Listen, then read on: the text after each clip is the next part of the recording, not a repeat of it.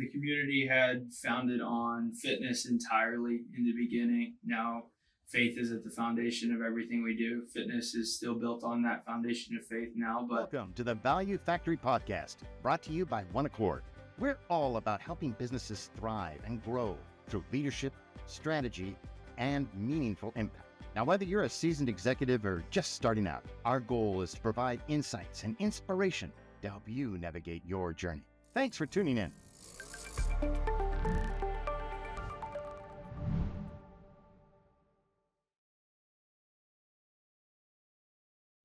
I'm Nick Anderson, CEO of OneAccord, and these are my friends, Matt and Paden. Why don't you guys introduce yourselves so everybody knows who you are and what you're about? Yeah, my name is Matt Moore. I'm the founder of the Gray Polos. No, it's actually a business called Elevate. This is my business partner. What's going on? I'm Paden Hodges. As Matt said, I'm his business partner.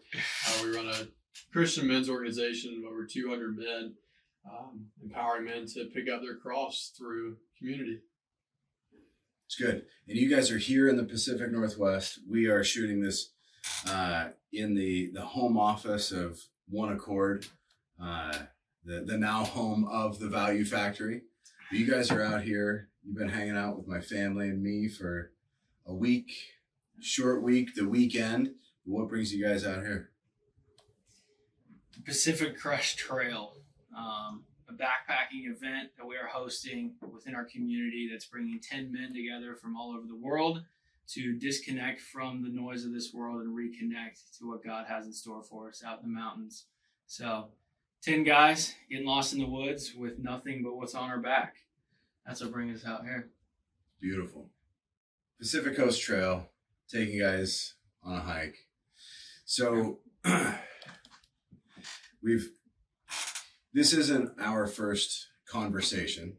We've had lots of conversations. We even recorded a bit of a podcast episode a year ago when you guys were out. So if we pick up from that, what has happened in the Elevate community in the last 12 months? That was July of 2023.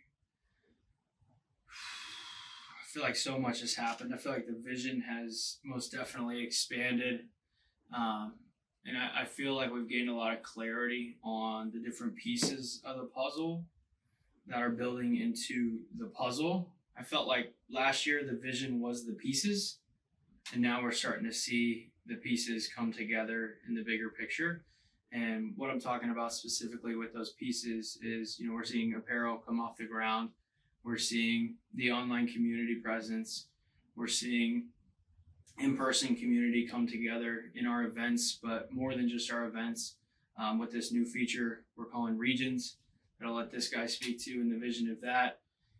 So we're just seeing like this real vertical integration of community, or a funnel, you could call it, creating a depth of our funnel from having the media, having the apparel, having the online community, having our events, our meetups, our regions, and then having our own, hub of in-person community, which is kind of our next big step, I believe, heading into 2025. So, region leader. Yeah, regions, events. We've hosted 4 or 5 events since the last time we talked. Our faith has grown massively through those. I think at the time we last recorded, we had only hosted 2 or 3 in-person events, and now we're on 7 or 8, maybe even 9. And just watching. Talk about your events. Like, what somebody that doesn't know Elevate, what's an event? It's a great question.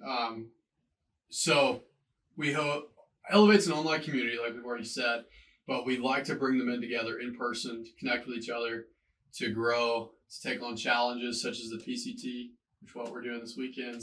Pacific Crest Trail? Pacific Coast? Crest. Yeah. Okay. I live here. I should know that. So this is a trail that goes from Canada to Mexico, and you guys are going to hike along a stretch of that. A very small stretch, but yes. Yeah. So taking on that challenge in backpacking, but we like to bring them in together to give them a place to disconnect from the rest of the world, similar to what Matt said earlier. Connect with the brothers that are in the community that are joining us at the event, take on some kind of challenge, and then just grow their faith in some capacity. So we've got Bible studies that we do at these events, worship sessions, breakout sessions that are pretty powerful as far as reflecting on the past of these men, and then moving forward, like what can they take from the past that God can work through, that will propel them forward with a stronger mission and purpose. So having been on a couple of backpacking trips or kind of elevate events, like in my own experience, there's something about getting into your body that lets you out of your mind, but then you can really kind of tap into that deep. So 6 guys walking through the Appalachian Trail and you just start talking about life because all you got to do is walk for the next 9 miles and stuff just starts coming out. And you got guys right there with you, literally, but also figuratively as you're processing through. Like, what other kind of events do you do that tap into that physicality? Yeah, we are coming up on hosting our 3rd annual House of Steel event, and talk about physicality. We've actually had guys opt out of coming to this event because they are fearful of the degree of the physicality, which I believe, fear is the way. If you're afraid, you should probably go forward, if it's in God's will, of course. But with that event, that one spawned from a member of ours getting kicked out of the Air Force for not getting vaccinated. And that was back in 2022. And, he just reached out, joined the community, and he said, Matt, I got this vision. I want to start this gym founded on God. And he said, my grandma just gave me this building. And he said the purpose of this building growing up was literally just a place for his brother and his dad to come together and train. And so he said, I feel God, has already planted a seed just from growing up. And then now this complete identity loss. He had visioned himself moving up to a high rank in the military and serving his country and, doing that noble route. And so when he was faced with the hard truth of, are you going to fold on your values or are you going to get vaccinated and sell out, for this vision that you've had? He chose not to fold on his values. And in doing so, now here he is, having built a successful gym and community founded on faith. But to help him get off the ground, we literally got to watch him, weed whack the poison ivy off the side of the building and Facebook Marketplace wheel and deal and go work odds and ends construction jobs just to keep the doors open and the lights on and things like that. And so we were fortunate enough to host our first House of Steel event there, October of 2022, which Payden attended as a member, which is very cool. And we raised a few $1,000 for him, nothing crazy, but enough to just help him spend a few dedicated months to just growing the gym and growing what was in front of him. So happy to say that his gym is thriving and this event is thriving. Last year was definitely our biggest event we'd ever hosted. This year we're on pace to double that. So we're very excited to see just how God is going to work to bring so many of our members together through that. But I know that was a touch on physicality. So within that, we have deadlifts, jiu-jitsu. We're jumping into Lake Erie in the middle of October, Yes. which, Let's go. Still kind of petrified from that last year. It's pretty cold, but so just physicality through and through. And what happens through that is, you see the physical trauma that you get to endure together as a unit, bring your bonds closer and build that brotherhood that we're looking to build. And to a point that you said earlier is when you go out on these trails and you come to these events, the best way to change your identity is to change your environment. And that's why moving out of the hometown, doing any sort of move, you get to reestablish who you are. And that's what we get to see with men coming into our community and specifically come into the epicenter of community at our events. They get to step into this, not being that guy from their hometown, not being that guy who was a sinner full of mistakes, not being that guy who is told his vision is too big. What is he doing? he gets to step into a community of men who are pursuing the same crazy path that he is, and own it. And we get to empower that and watch it flourish. So it's incredible to see.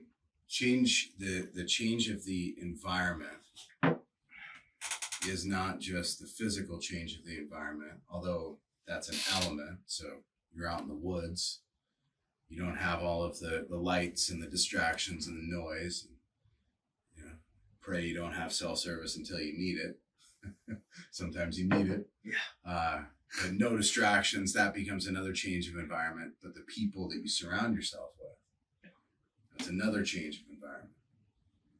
You just said in your, as you were given the history of the House of Steel, that Payden came to that first one as a member. So this is before you guys partnered up. Mm-hmm. So you're sharing some of your journey here that maybe folks don't know specifically. When did you start Elevate? Yeah. So I launched Elevate January 1st, 2022. All right. And it's August 2024. So we're 2.5 years in. Payden, when did you join Elevate as a member? April of 2022. So early member, and now you're partners. Correct. Talk me through that journey. How did you, on both sides, how did you agree to partner? Yeah. God, short answer. I think for myself, the community had founded on fitness entirely in the beginning. Now, faith is at the foundation of everything we do. Fitness is still built on that foundation of faith now, but we didn't have faith in the beginning because I didn't have faith. The founder and the leader, I was figuring out my faith, figuring out this whole God thing. Still am every day, but pretty confident in where I'm going with it. And so at this time, April, he could probably give a better member perspective, but from my perspective, it was, 20 guys, 30 guys, and it was just a big group chat, and we were just supporting each other, encouraging each other, just having a good time, really. There was nothing more to it than that. I was more so focused on one-on-one fitness coaching, which was what I was doing at the time. And the group chat just provided accountability and support and friendship, really. And I think he caught wind of that through social media, what I was doing, posting, and pick it up from there. Yeah, I was on social media, but didn't have the community. Thank goodness he was bold enough to post his lifestyle. And that's where I found him, through his social media, Twitter. I reached out to him. He was my age, looked like a life that I wanted to live. So we connected a little bit. And after I think the second phone call, he was like, "Hey, bro, just join this community." I built 20 people. So paid my $15 fee first month, joined in. And like he said, it was just a pretty big group chat at the time. Yeah. Of a few over 20 people. We had like one call per month, I believe. And to give anybody some perspective here, we now have, I think, 10, 12, more than that, calls per month. So massive growth from where it was when it first started. But joined in, regular member, and met him in person a few months later at a conference. And You're about to go to next week. Oh, yeah. in Colorado. Oh, right on. Yeah. And from there, I believe I somehow got pitched on doing a strongman competition in nowhere, Minnesota. Yeah, that's those guys. Zach's trying to talk me into doing like a 50K race because I told him I was running 5 miles a day. He's like, "Oh, you're ready for a 50K?" And I'm yeah. No. Oh man, you got to do it. I told him I would, so Let's I kind of go. have to. There you go. Well, hey, you see what comes of it. Look, Yeah. now we're business partners. That's good. So you guys meet up at a conference for the first time, but you're in community. You've been this kind of I don't want to say it's online chat, virtual chat. Okay. What? Because I think we were talking right around the time you guys were coming together. And Matt, you were like contemplating partnership and how do we do this? But whose idea was it? Whose idea was it to partner? Definitely mine. I definitely sold this guy on a vision. So at the time when we met, he was in college and he was really looking to me for some mentorship and some guidance on just like, hey, I'm in college. I hate college. I'm lost. I would love to live this sort of lifestyle that you're living, pursuing. And I just don't know the path for myself, you know, praying to God, trying to figure it out. And a little bit fast forward, heading into the last 2 months of 2022, November and December, 60 guys joined the community in those last 2 months. Specifically, 18 guys joined on New Year's Eve of 2022, heading into 2023. So your first year in operation, you start this thing up. You got about 20 members by the time Payden joins. Then 8 months later, end of the year, you 100. double again, or you're up to 100. 100. So 20 members when Payden joins. Hit 100 before the end of the year. Wow. Yeah. And so at that point, like I said, I was still focused on one-on-one fitness coaching, which I think is where he was getting to because I coached him in the strongman competition. Mm-hmm. So that's really how we built our relationship. And we just connected on a friendship level, which I think has to be the start of any business partnership, which we can go down that route if we want to. But we connected on a friendship level, and we connected definitely on like an athletic level, both of us being former athletes, both of us competing in strength sports. Obviously, me now coaching him in strength sports. And through those conversations, I just saw this guy's got it. You know, the it thing that you look for in all entrepreneurs. And when you're making connections and networking, you can just recognize it. And I recognize that. Well, what is it? Like, let's go there for a minute. So what, yeah. Yeah, I think there's a savviness about it, and there's a charisma that comes with it. Those are the two words that come top of mind for me. I believe it's something that can't necessarily be taught. It's just something it's possessed. It's maybe formed as a young kid through struggles, through finding ourselves in this world, whatever it might be, but savvy and charismatic. I know you guys have a perspective on this it factor, though.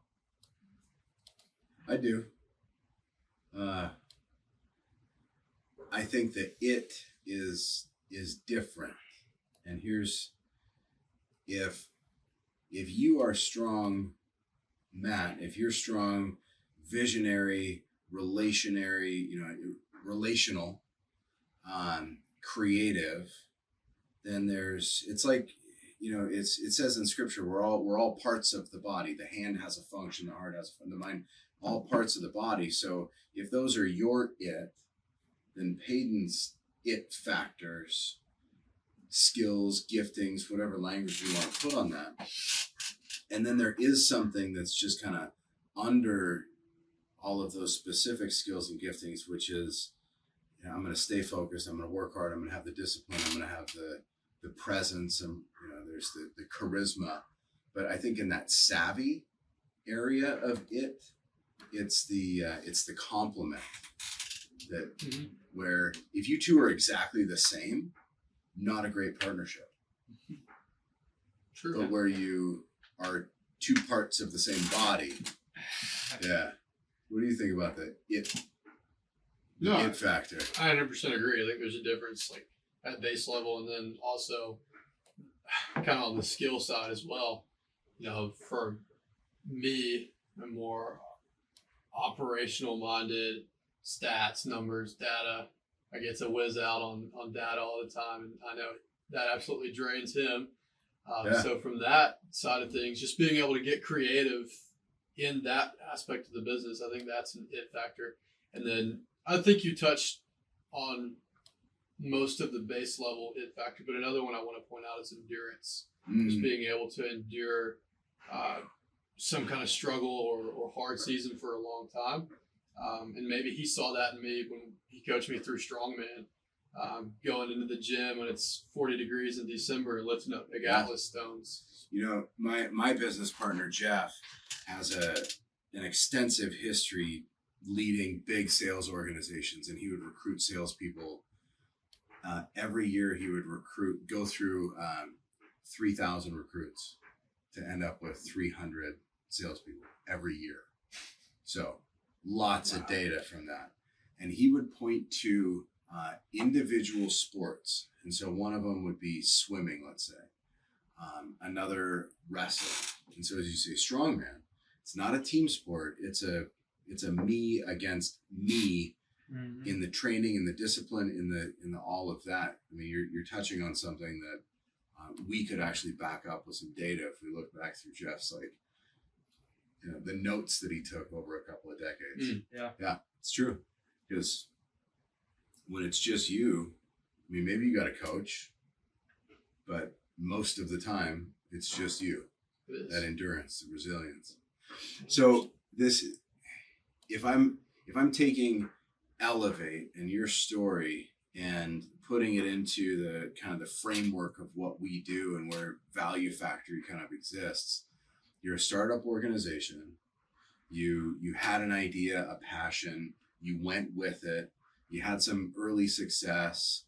You got up to 20 members. You're doing some cool stuff, but then it starts growing, and you hit this like kind of capacity peak where operationally, organizationally, this passion thing turns into potentially something that takes life away from you.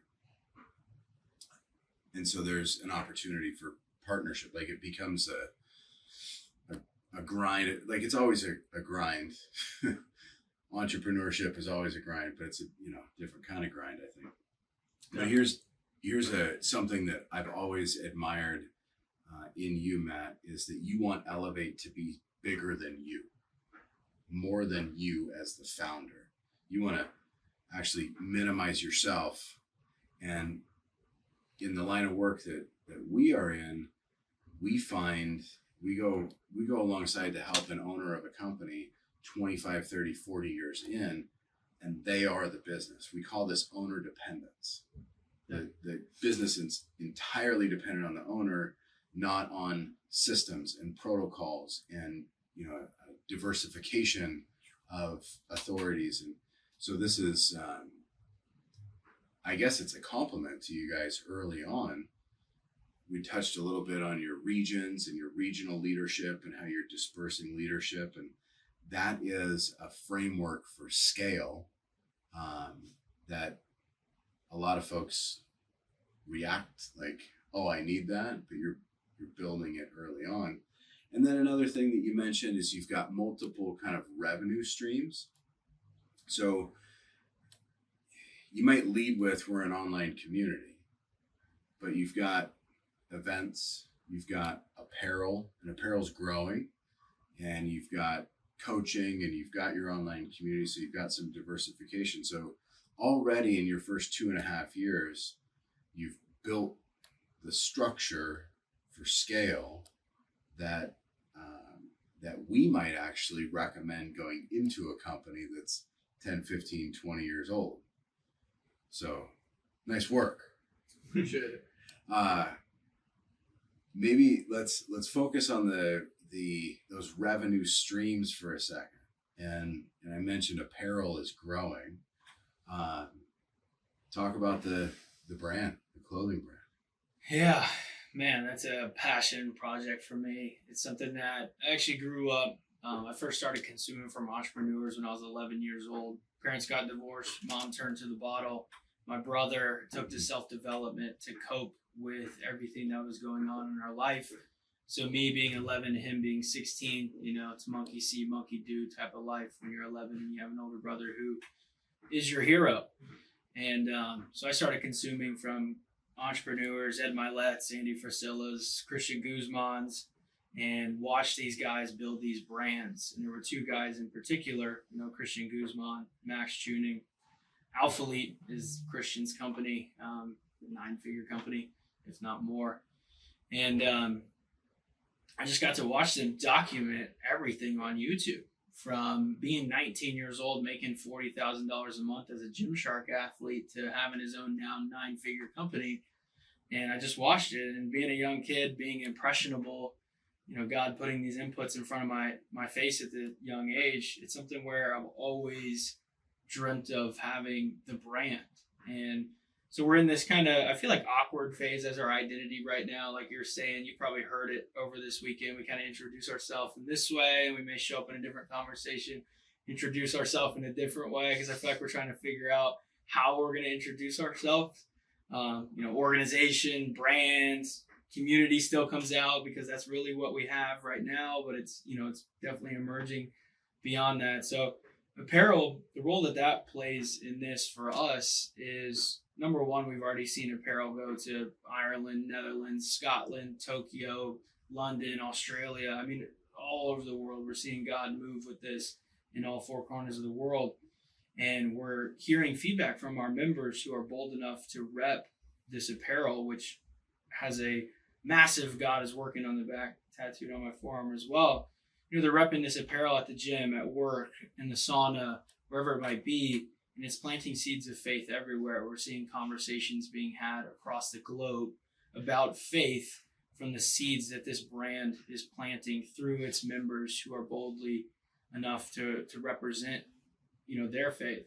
And so for us, that's the most meaningful aspect of it. Aside from any revenue, it's about reaching people and reaching them with the good news of Jesus through the people, the men that we have empowered to boldly represent that. So that's incredible to see. But it's something where, with that reach, we really see the opportunity to build out this depth of funnel, reach people with t-shirts at a very low margin of revenue, and bring them much deeper into what we're doing to really build them up, empower them, and help them to grow their faith and act on their faith. Yeah, there's Christian apparel brands like Essentials, and I see that around a lot, and it doesn't tell the lay person who doesn't know that this is a representation of faith. It's like, if you know, you know.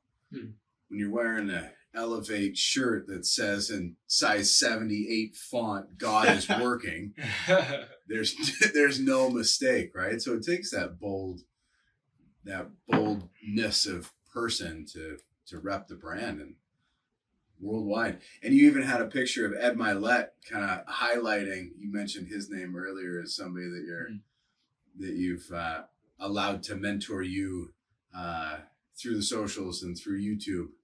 And then there's your brand standing next to this guy. That had to feel good.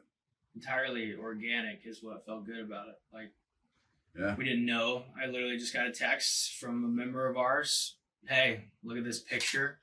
He didn't even, he knew somewhat of our idolization of Ed, or, and a little bit, but it was entirely organic. I feel he just wanted to represent his faith at this event that he was going to.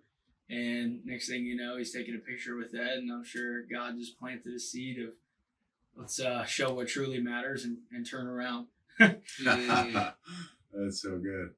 All right, so you said something earlier that was of interest to you, talking about that intersection of faith and business. Is there something on your heart, on your mind on that? Always. Yeah, I mean, it comes out in everything you say. Yeah, I think because obviously your audience listening to this is going to be entrepreneurs. I know this is episode 1, and it's going to be ever growing. So if somebody's listening to this a year, 2, 3, 4 years down the road, entrepreneurship is faith. Like, for me, in creating Elevate, I created something in the marketplace that wasn't already there. And so I had to see something and believe in it enough to act on it before it was ever in existence. And so if you're an entrepreneur, a founder, you have to do exactly that. You have to have faith in a vision before it's ever in fruition. And if you're an entrepreneur listening to this and you've done that, then you've understood what it means to go against the masses, go against the grain of people who didn't support that and believe in that.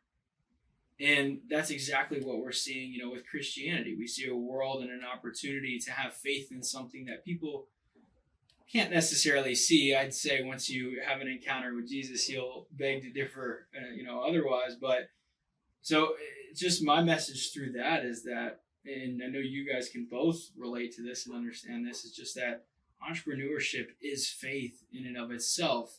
And I feel like that can challenge a lot of people to consider, their faith and their relationship with God entirely. Where are you at on that, Paden? I agree completely. You mentioned the intersection of faith and business. I would say if you have faith and you're an entrepreneur, true faith, if you're going to merge, faith is going to come in and just complete. For us, it's given us a new foundation, and it's been hard to allow that foundation to be laid, but it's given us security on where we're going, knowing that we have just such a powerful mission and that we're furthering the kingdom through doing that. But yeah, the foundation that I was just mentioning, like I've got a couple, I guess, testimonies to that we've went through. One of them was switching to go all in on faith with our community as the main mission. As you said earlier, it was kind of fitness first, and then No faith. Yeah, just fitness first. Just fitness only is all we talked about. So 100%. And a few months after I came on, was sold on this business vision, business plan to scale this fitness brand and have hundreds of clients on board in a matter of a few years. And then 2 to 3 months after I joined the business side of things, I think it was his brother that pitched him on the idea of just going all in on faith. And he brought it to one of our meetings, and that decision was going to require us to, not necessarily completely get rid of, but stop the focus on fitness and go all in on faith. And with that goes most of our revenue. Probably 70% of our revenue at the time. Wow. all of our revenue. All of our revenue. Wow. Yeah. Which was a massive chunk. But we both felt that pull, that calling, which required faith to take action on. And, because we were both solidified in our relationship with God, and we both had a strong relationship and trust with each other, we were able to make that move and just let God come in and lay a whole new foundation, which is to where we are today. Sending God is Working apparel to 7, 8, 9 different countries around the world, hosting multiple Bible studies per week, leading men to God. I could go on, but Yeah. it's all been God that's done it. It even comes out in those moments of, let's say you're hosting an event, you kind of shared a story, you've got an event coming and your numbers are low, your registration numbers are low. And it's like, does this make sense economically? Is it viable? Where are we at? And at the 11th hour, let's say, here come the people. Not just any people. The people. Australia, Canada, London, like the people from all over the world. God just saying, like, hey, be patient. Like, I will provide. And that's exactly what we saw. And it was like, this guy says, we laid a foundation of faith. I feel like he laid the foundation of faith. He brought the foundation of faith in. He's just the foundation altogether. I'm just in a box, kind of thinking all day, doing my own thing, bringing him 100 ideas, seeing which ones are actually worthwhile. And so, he brought that in. And in these instances like this event, he's also the reminder in the rock saying, you know what, even if we just go into this with low numbers and there's 5 guys, 6 guys, instead of what we have sold out every time and hit 10, that's fine. Like, we'll just pour into the 5. We'll give God space to just be intentional and work through that. We're going to execute and we're going to follow through. And I mean, one guy had joined, and a week later, he's in Montana with us. Like, and he's not only just not that he's just an average member. He's leading worship. He's a musician. He's strumming a guitar on top of a mountain, Wow. singing a song that he wrote about our community because of how it had impacted him in just 7 days. It's crazy. It was nuts. Didn't force it. We just had faith. Yeah. Look what God did. You said it. If anybody who chooses the life to be an entrepreneur is taking a leap of faith, there's a question of what or whom is that person putting the faith into, right? We have a mutual friend, Dylan Spina, and I attribute him with this quote. I don't know if it was actually him, but gotta have a goal so big you can't do it without God. Like my goals are so big that I can't do them alone.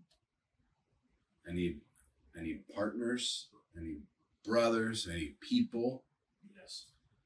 And so big that we can't do it without God. And that's the degree of faith that I think drives the most successful business people. Whether they say it out loud or not, frame it that way or not, they show up with so much faith in something. And we can put a name to him. Mm-hmm. Yeah. How do you do it without faith? And then it's not just faith. You've got to be a good steward of those resources that are provided. You've got to be a good steward of the relational resources. You've got 200 men that to be able to serve them is a gift for any business that has customers, that sells anything, for the opportunity to sell something to someone. We've been talking a lot about everything is an economy. The person that It's class. I was just going to the glass, right? The person that sources the materials, the person that makes, there is this wonderful essay that was written a long time ago called I, Pencil. And it just speaks to the fact that you can hold a pencil in your hand, but not one of the three of us could make a pencil. Mm-hmm. The graphite that goes in the shaft, the wood, the paint, the little fairing that holds the rubber eraser, the rubber in the eraser, the putting it together, the little gold leaf on it that says number 2, and then you take that a step back. The people that make the machines that do the stuff, the airplanes that get the stuff from here to there, how much goes into making a pencil? We don't do anything alone. We're in the space of entrepreneurship. How do we lean on people? How do we bring the right people onto the team? Having a partnership is not easy. Most partnerships struggle at best, right? I say right because I think that's a commonly understood thing. And yet you guys chose to go into partnership. How's that been? What's that dynamic like? Business partners. Need any faith for that? Yeah, they both. Yeah. With this guy? Yeah. No, it's been incredible. But I think it's because we've aligned on those values of faith. And so something I was talking about earlier is number one, you just got to be able to be friends, I think, first off. And with any of, your friendships, hopefully you're aligned in values. And so we have these aligned values, and we talk about our priorities and those values often. Here's what comes before this business. And I feel like that's what keeps our business partnership and our relationship personally so healthy. And, we built it across the country, as we talked about last year. He's in Alabama. I'm now in Colorado. We've never lived close to each other. We've always been thousands of miles apart. And we've been able to build a business and build our personal relationship through that, and occasionally, traveling, seeing each other about once a month, probably for an event or hanging out or whatever it might be. things like this. But, we're so aligned on values and priorities that we're able to have the hard conversations necessary because we know where the other person stands on like, here's what comes first. And there's never any conflict there as to when we're going to make that decision to prioritize that thing over the business, or to make a decision within the business of here's the route we're going to go. Perfect. I align with that route too. It puts the client first to serve them at the highest level. Yeah. Mm-hmm. Yeah, I see that. Absolutely. Yeah.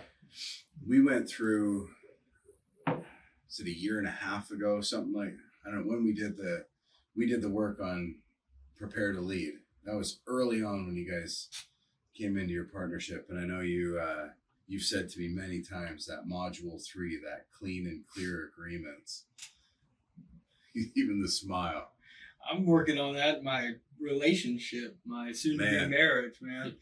That was marriage advice, not business advice. It works a little different than marriage, although the principles are there. For sure. And then with kids, you guys this is the second summer in a row you've been like embedded in my family. It's cool. It is cool. And you see how the dynamic, and you met my business partner. You guys sat in on our weekly one-on-one and just heard us talk shop. And so you can see firsthand how relationally those agreements, like the conversation between Jeff and me, is different than the conversation between Ariana and me, is different than the question between, let's say, Abigail and me. So business partner, wife, daughter, there are some elements throughout all three that point to that clarity and understanding. Relationally, there's, deferential respect to my business partner for his experience and seniority and agency as a business partner. There's a different treatment or nuance in how I speak with Ariana as my wife. And I have this question: what do you guys see? And I'm asking this just cold because we haven't had this conversation, but you've been like embedded journalists in a day in the life. Like what do you see? I would have to say, without a doubt, like that is true through all of your relationships, is the clearest of communication. And module 3, we talked about clean and clear agreements. All of your communications, I can tell that you're very intentional about mitigating miscommunication. And that helps with the relationship, keeping the relationships healthy, no matter it be business partner, daughter, wife. And I've definitely taken note of that, being able to reflect on communications that I've had with him or family back home, whatever it looks like, but definitely clear communication. Thanks for saying that. Yeah, I think on top of that, you've been clear with communicating with us while we're here as well, adding us into that fold, being embedded into the family and being like, okay, here's the plan for the day. But on top of that as well, it's I think I see a lot of one-on-one priority, and even being able to see that while we're here, because I know you're, prioritizing time with us because we're here for limited days versus, your family who you're with year round, but I can still see that. So I know it's even bigger of a value when we're gone. Just making everyone feel heard as individuals with 4 kids, wife, business, clients, employees, everything else. It can be very hard to take just a second and acknowledge someone as an individual rather than just lumping them in a group and moving on. And I feel you've done that very well and just giving everyone the space to feel heard. So that's a big one. And I think it's something where everyone has also been brought in to be on the same page as to what your vision is and what your values are. And so they respect you when you do communicate, And that is, I think, the biggest thing. Like, everyone's clued in on where we're going as a unit, even if it's just to the lake, like whatever it is, that communication, that proactive communication, everyone is aware on the same page. So they're able to, communicate ahead of time proactively, or just respect your communication around these things, because the vision from a micro to a macro is well understood. You guys can keep talking. That's so good. Oh, because on the inside, like, the entrepreneur understands this language really well, the imposter syndrome, right? And I would say the man understands this on a level where when I say these words, like, they just hit. But am I big enough, smart enough? Am I strong enough? Am I good enough? Am I man enough for all of these challenges that life brings? Do I communicate clearly? Did I communicate enough? If there's a mistake, what did I do wrong, right? The self-doubt, the questioning. And so it's really nice, like, to hear you say these things. And even as I'm hearing it, I'm like, yeah, but you don't know what happened. Like, you don't know what happened behind the scenes. Like, you didn't hear that part of the conversation. So if I tie this into faith and vision, as startup entrepreneurs, right? There's more questions than answers. There's more opportunities than there are directions, right? Like, it's more vague than it is clear. More room for doubt than there is for certainty. More need for faith than anything. What do you guys do in communication and relationship when there is that moment of doubt? Two verses come to mind for me. I know he may have a different perspective. Probably the same, honestly. One, I wish I could quote these exactly, but it's Matthew maybe 6, and it's, if two of you agree upon anything, my Father in heaven will do it for you. And so when it comes to clear communication and just communication between each other, whether it be in a season of struggle or making a business decision, number one, just making sure we have a clear vision. We know where we're going. We know what our goals are. And then bringing God into that by, which is another verse I'm going to quote, it's Proverbs 3:16, I believe. And it's, commit your actions to the Lord and your plans will succeed. So we clearly communicate our vision with each other, let God in on it, and then turn each other back to God with our actions. And by doing that, God will do it for us. God will allow that to happen because we're glorifying Him through it. Yeah. I think two things I was thinking about when you were sharing that of the imposter syndrome. I was thinking about just the understanding of God's grace. There's a verse I really love in Lamentations that just talks about God's mercies beginning anew every day. And so that, that enemy in your head saying, you didn't see what happened behind the scenes. One, we're all experiencing that. And that's a big push of our community and our mission, is to get vulnerable around, hey, here's what's really going on. Let's bring it to the forefront in a safe space as men, to not think you're so isolated in that struggle. You're the only one struggling. But yeah, God's grace, accepting that His mercies begin anew every day, and having that fresh slate, that fresh opportunity. But for me, it's with Him, with my fiance, with any relationship, it's not putting faith that I can provide. It's putting faith that God is going to provide through me.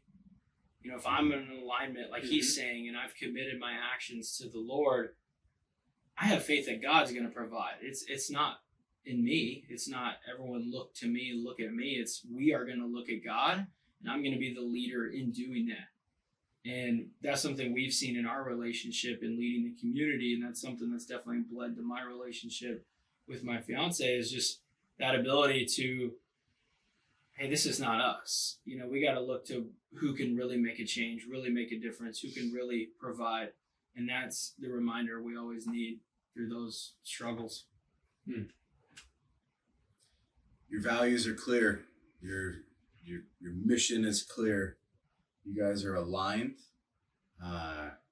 When we go in, and I say we as OneAccord, my company, our company,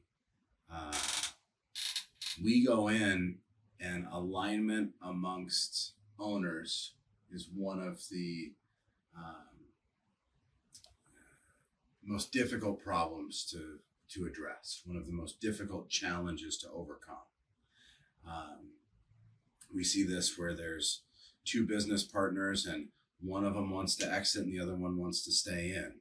Well, the guy that wants to stay in needs the other guy, and so they're stuck together. Or one wants to grow and one doesn't. Well, I can't grow unless you're willing to grow with me. And so that alignment challenge, we point to a case study of a third generation business, I'm pretty sure, that's now owned by 4 cousins. So they're family, third generation, and they are in disagreement about the future of the company.